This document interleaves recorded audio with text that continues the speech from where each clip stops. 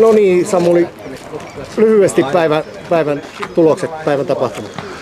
No ihan odotusten mukaan, että 64 venettä starttasi, niin 12 kalaa tuli puntarille ja jakautui sen mukaan, että Helsingissä oli tietysti eniten veneitä, niin eniten kaloja tuli Helsinkiin, mutta Pellinkiin osui yksi kala, vaikkei siellä montaa venettä ollut ja Kirkkonummellekin oli muutama kala osunut, niin ihan hyvä sinänsä. Että huomenna sitten varmaan katsotaan toi kelihomma vielä tuossa aamulla, niin miltä se näyttää, niin saadaan sitten niin se huominen pitkä päivä toivottavasti vetää kokonaan, niin mä luulen, että sieltä löytyy sitten vähän enemmän kalaa puntarille.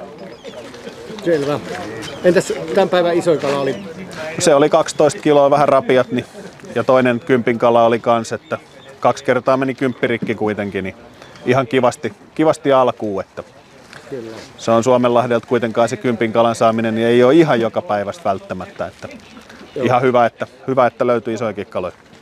No, tavataan huomenna taas punnetuksessa. Näin tehdään. Hyvä. Kiitos.